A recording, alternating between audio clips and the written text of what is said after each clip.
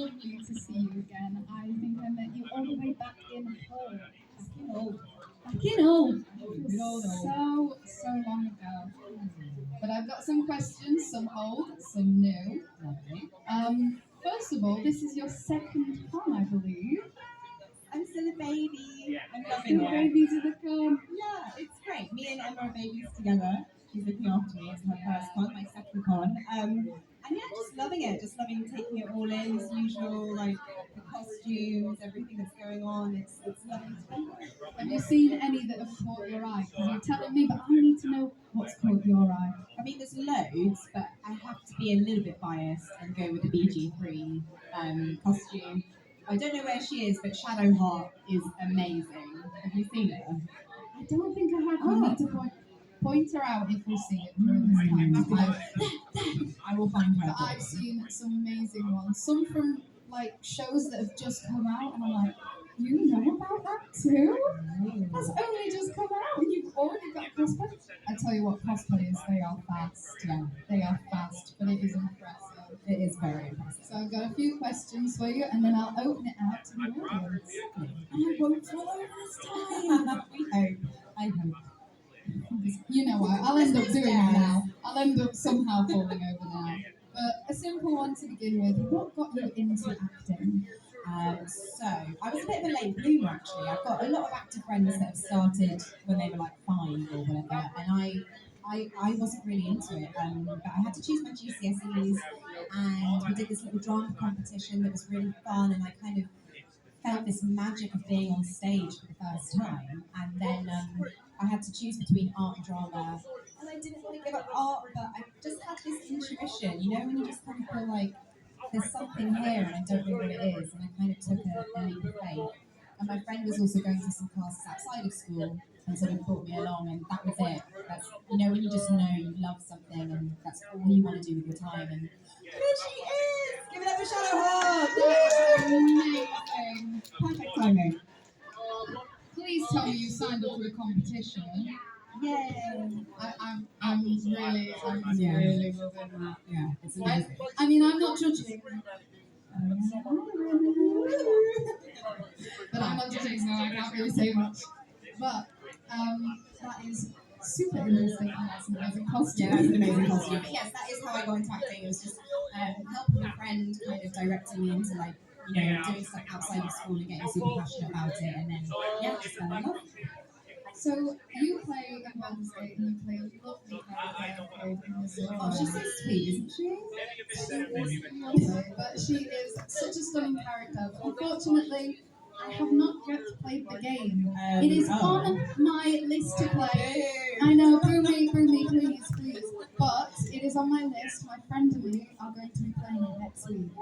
But for those who haven't played it, Yes. in one word, how would you describe Zora? One word. You can say a sentence. Deliciously torturous. Is that a word? Torturous. Deliciously Joe torturous. is shaking his head at me. It's not a word, but it is now. We've made it one. There we If go. Shakespeare can make words, so can we. Yay. That is my logic. Yeah. Deliciously torturous. And how would you pitch Baldur's Gate 3 to somebody who hasn't? If you would like to give up all of your life and get sucked into another universe and have multiple romances at the same time, Yes. then Baldur's Gate is for Yes. you.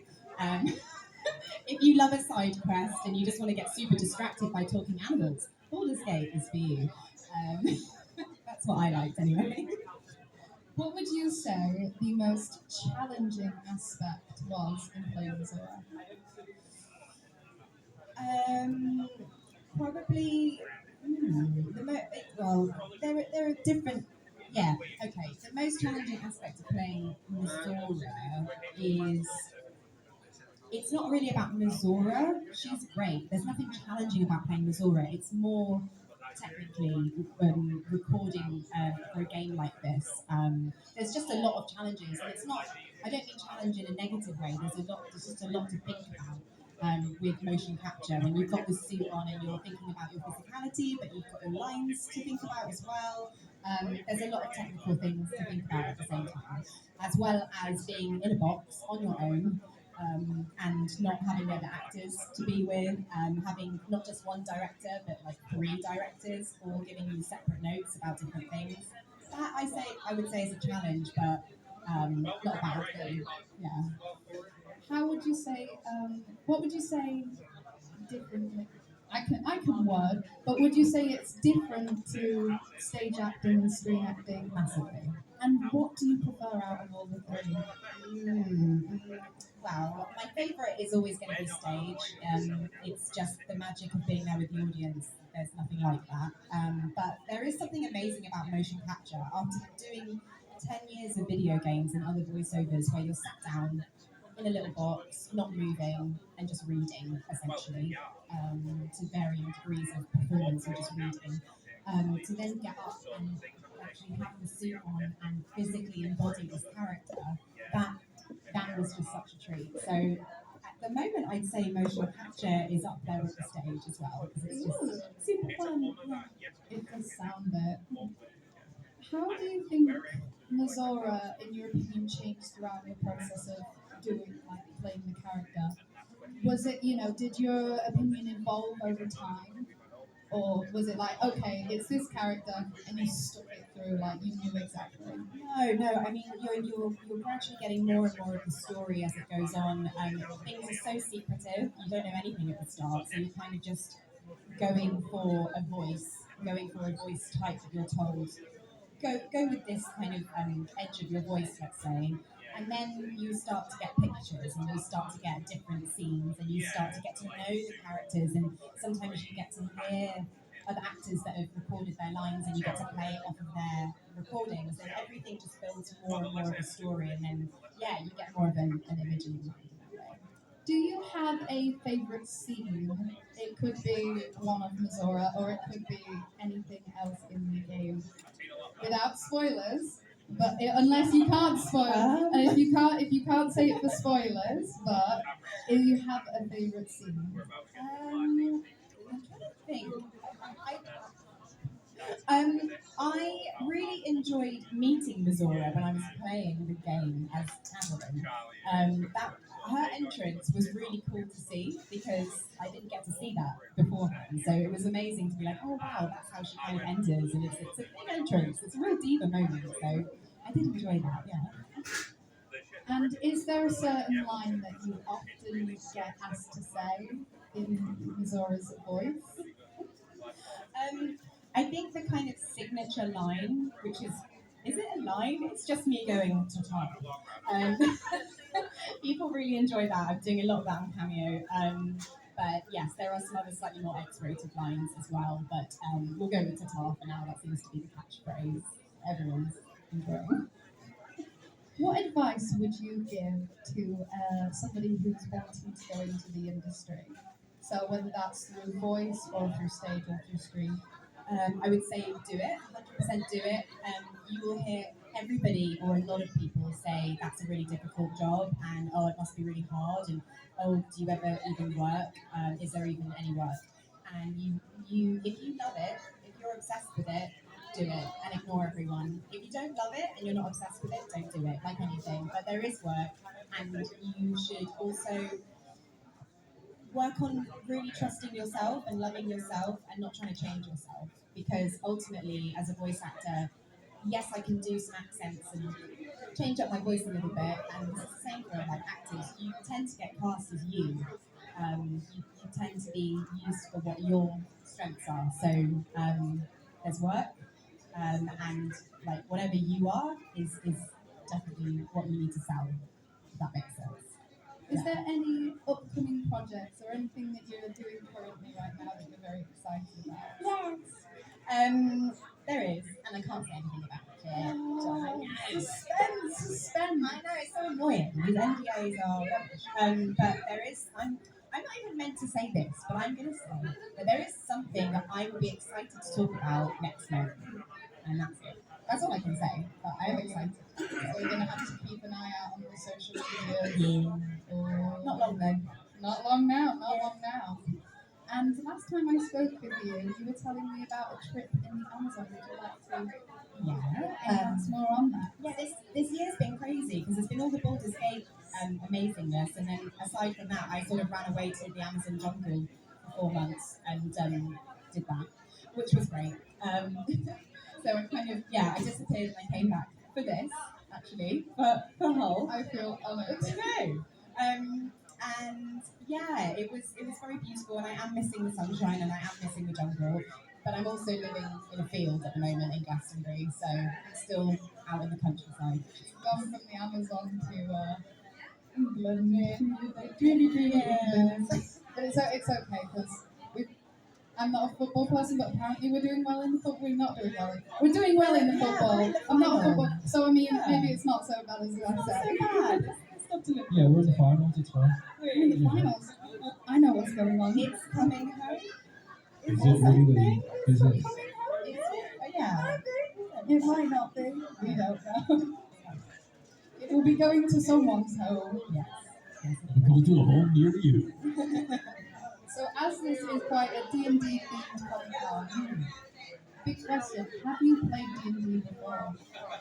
A resounding no. Apart from when I was streaming last year, I was playing Baldur's Gate, which was my first ever video game because I wasn't allowed to play video games as a kid. So this was the whole thing where it was like, watch me try and play a video game, and then I kind of threw myself really in the deep end by playing Baldur's Gate, and it's really complicated, and there was a lot to pick up on. So I feel like I picked up on some basics of like, you roll a dice, there's different difficulties, you have different strengths and different spells that you can choose, and you get to create your character, which I love. That was really fun. And I'm sure there's a lot more to it than that. So yeah, I'm a beginner. There's a lot. I'm still learning. I've been playing for about 4 years. I'm still learning things. I go, wait, that's not how that's done. Oh, and I'm DMing. And I'm being told by my group, hang on, Anya, that's not how you play. I'm like, is it not? Oh man. Oh, okay. Yeah. But if you were to play D&D, what would you kind of go for your character? What would be your go-to kind of storyline? Or Well, I chose a druid for Baldur's Gate because you can talk to animals. That's the only reason I chose it. I was just like, if that's what I can do, then that's what I'm going to do. So I've kind of done that though. So maybe I need to do something different. And I wouldn't be a devil, but I would like to be something evil. I don't know what. Well, I don't know what else there is that's evil, but something evil. so good. Yeah. Now here to finish my section off before I pass to the public is my signature question. If you could go for an audition and guaranteed the role, past, present, or future, just hop into a time machine and be guaranteed the role, what would you go for? Do you know what? Actually, I was going to say something Shakespearean, but also in terms of like Comic Con vibes, I would be Catwoman. You would Some do sort it. of Brilliant. vintage Catwoman from the 80s. Come on, directors of the world, make this happen, That'd be please. amazing. Yeah, that'd be really cool. So I am now going to pass on to the audience. Is See? Joe going Great. to Yeah. wander? Anyone got a question? Sit down, I won't fall over. Oh, Yes. yes. Hello, Tamaryn. Nice to see you again. Something I realized in Baldur's Gate 3 is we never had a scene between Raphael and Zora. I know. The question is, Trey wants to know, if Zora and Raphael interact with each other, would it be BFF or war? Well, I feel like devils always have something up their sleeve and have ulterior motives. Could they just be BFFs? Could it just be a really pure friendship, or would there be something darker involved?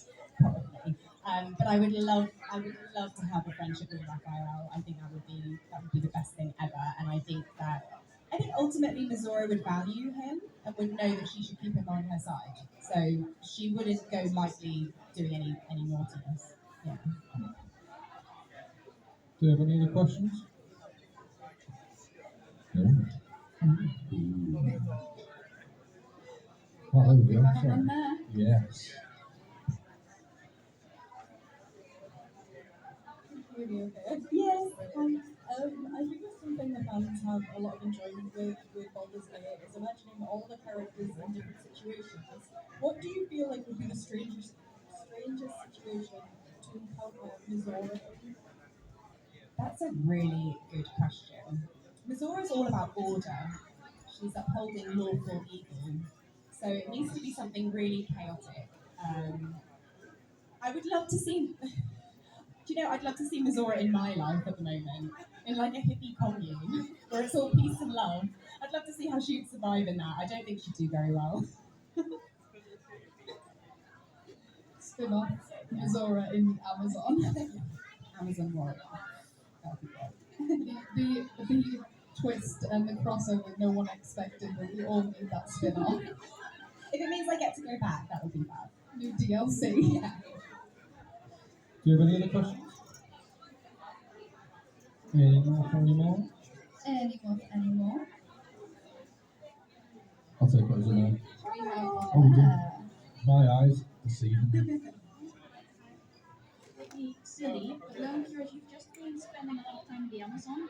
What was your favorite Amazon animal or site, nature site that you've seen there?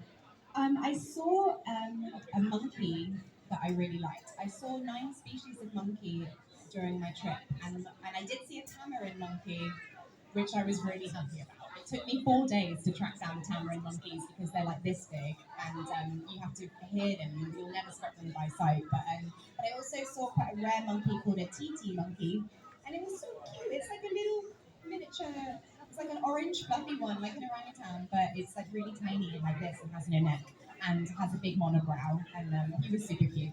Yeah. Any Do others? we have any more questions? We've got, you can have another one. Sorry, I'll let you have another one. Yeah, I just realised, going back on your question about time machine going back, now, if you have to go back in time and play either in the Pirates of the Caribbean trilogy or Lord of the Rings trilogy, which one would you choose? Oh man, That's a hard question. that is horrendous. That is a horrendous question. I just want you to look at my outfit and think about your Yes, choices here. very carefully. Think very carefully. I feel like if I had silly money, the toy that I would buy would be a big pirate ship because I like being in water. I would like to sail and have pirate parties. So I would like to say the pirate, but also Lord of the Rings. Being an elf and it's just so beautiful. But it's not as fun. I think pirate. I go with pirate. Did I get it right? Yes. Yeah, Yes. it's a good answer. Good answer. There's Anyone? definitely You got another one. there is no coercion in that at all. It's so interesting hearing you talk so enthusiastically about things that I would never associate with the character. So, are there particular places that you drew the inspiration from, or were you just reaching like deep into a part of you wanting to be kind of sinister and evil? Oh, reaching deep inside. I would say. I think we all have a darkness inside of us, right? We all have a shadow. We all have aspects of ourselves that need to be let out sometimes in a healthy way, hopefully. And Missouri was the perfect conduit for that. But yeah, it was already there, unfortunately. It's all about answer. Yeah. Any more? I actually have one that's developed, but No, you there's don't. somebody No, else, leave someone it to else them has got it. first, and then I'll come back. Do you have a question?